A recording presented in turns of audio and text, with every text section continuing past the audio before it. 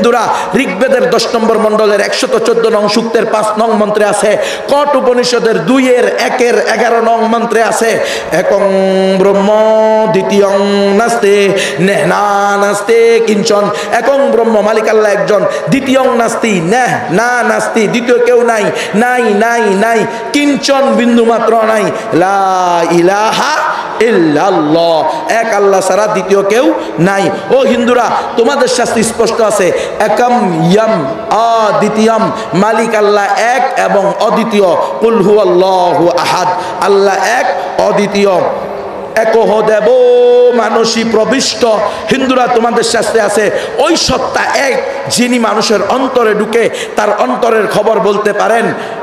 ওয়াহুয়া আলিমুম বিযাতিস সুদূর, অন্তরের খবর একমাত্র কে জানেন? আল্লাহ জানেন। ও হিন্দুরা, তোমাদের শাস্ত্রে আছে লা ইলাহা হর্তি পাপম ইল ইলাহা পরম পাদম জন্ম বৈকুণ্ঠ অপইনতি তজপি নামু মুহাম্মাদু। লা ইলাহা হর্তি পাপম মানে কি? যদি তুমি লা ইলাহা ইল্লাল্লাহ বলো তাহলে তোমার সমস্ত পাপ মুছে যাবে।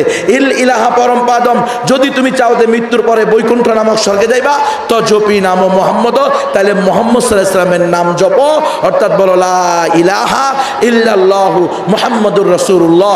ও হিন্দুরা, তোমাদের শাস্ত্রে আছে অথর্ববেদে হোতারমিন্দ্র মহাশারিন্দ্র বহু আল্লাহ রাসূল জ্যেষ্ঠং শ্রেষ্ঠং পরামং পূর্ণং ব্রহ্মণং আল্লাহ আল্লাহ, আল্লাহ রাসূল মুহাম্মদ রাকেং ভরস আল্লাহ আল্লাহ, সকল ইন্দ্রের মহা ইন্দ্র হলো এক আল্লাহ, মুহাম্মদ সাল্লাল্লাহু আলাইহি ওয়াসাল্লাম হলো পরম বরণীয় এবং অনুসরণীয়। ও হিন্দুরা, চিৎকার করে বলো আশহাদু আল্লাহ ইলাহা ইল্লাল্লাহু ওয়া আশহাদু আন্না মুহাম্মাদান আবদুহু ওয়া রাসূলুহু।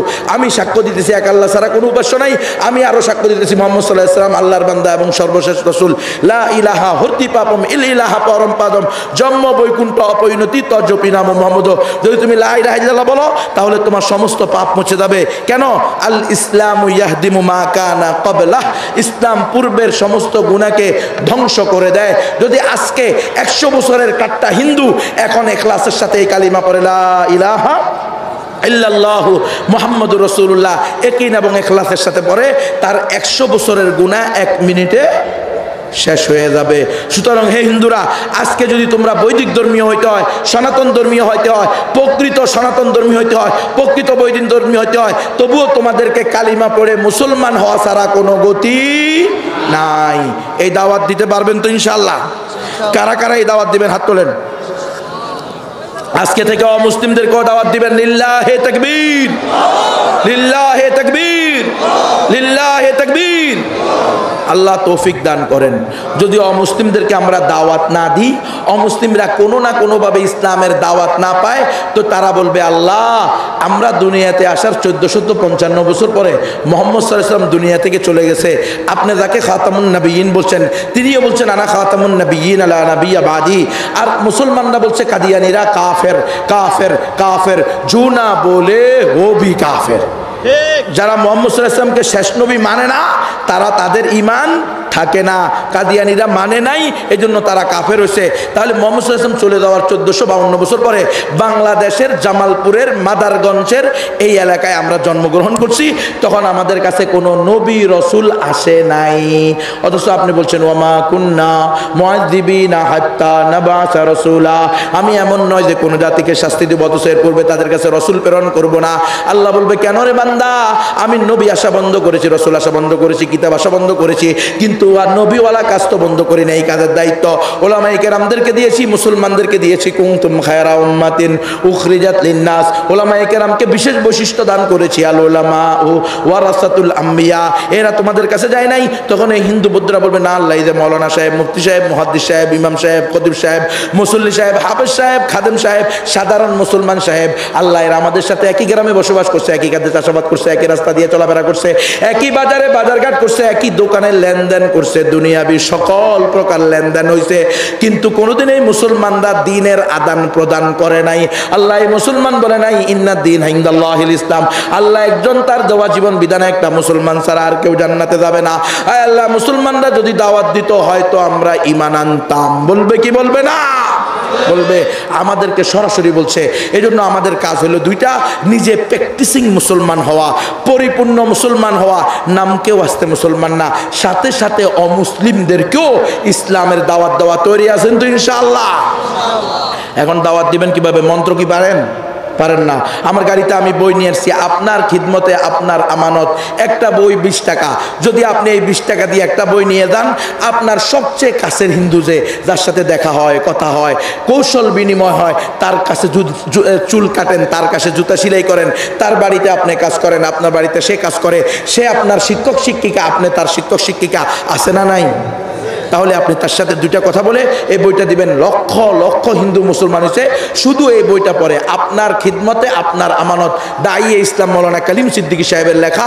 আমিও এটা বাংলা করেছি, বাংলাদেশে অনেকেই করেছে। এই বইটা যাদের তৌফিক আছে 5টা 10টা করে নিয়ে যেতে পারেন। এরপরে আরেকটা বই আছে, ইমান ইসলাম রোকন শর্ত আদব সমূহ। আপনি আর আমি নামে মুসলমান, বাস্তবে মুসলমান না মুনাফিক না মুরতাদ, এটা জানার জন্য এই একটা বই আছে, এটা 40 টাকা। আরো অনেকগুলো দাওয়াতি বই আছে, যাদের তৌফিক আছে নিয়ে নেবেন।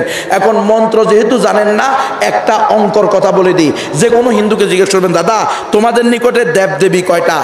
হিন্দুদের দেবদেবী কয়টা বলতে পারেন? আপনারা বলছে 33 কোটি। হিন্দুদের দেবদেবতা হলো কয়টা?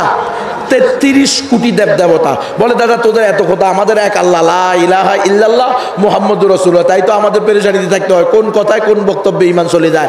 তো তোমরা এত কথা কিভাবে? পরে তারা বলবে দাদা এই 33 কোটি দেবদেবতার পূজা অর্চনার মাধ্যমে মূল ব্রহ্মকে পেয়ে যাব, এজন্য এদেরকে পূজা করে তাকে পাওয়ার চেষ্টা করি। আপনি বলবেন দাদা এটাই যদি সঠিক হয়, তুমি জিন্দিগিতে জান্নাতে যাইতে পারবে না, স্বর্গে যাইতে পারবে না, মালিক তোমার উপরে সন্তুষ্ট হবে না। বলে কেন? বলে বলো তোমার হায়াত কত?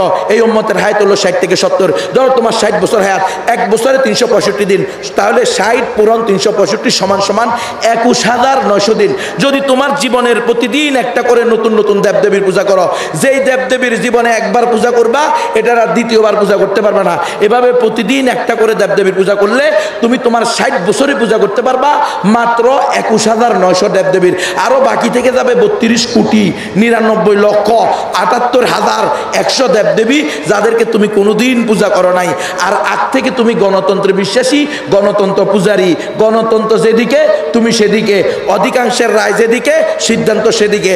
তো তোমার ধারণা, তোমার আকীদা, তোমার বিশ্বাস অনুযায়ী তোমার উপরে 60 বছরে খুশি হয়েছে 21,900 দেবদেবী, আর অসন্তুষ্ট হয়েছে 32 কোটি 99 লক্ষ 78,100 দেবদেবী। জান্নাত তো দূরের কথা, জাহান্নামের অতল গহ্বরে যাবে। সুতরাং আমি তোমাকে সহজে বলি, বলো লা ইলাহা ইল্লাল্লাহ মুহাম্মাদুর রাসূলুল্লাহ। এই অনুযায়ী জীবন গড়ো, দুনিয়াতে শান্তি, আখিরাতে মুক্তি। এভাবে দাওয়াত দিতে পারবেন তো ইনশাআল্লাহ? আল্লাহ তাআলা আমাকে সহ আমাদের সকলকে পরিপূর্ণ প্র্যাকটিসিং মুসলমান হওয়ার তৌফিক দান করেন।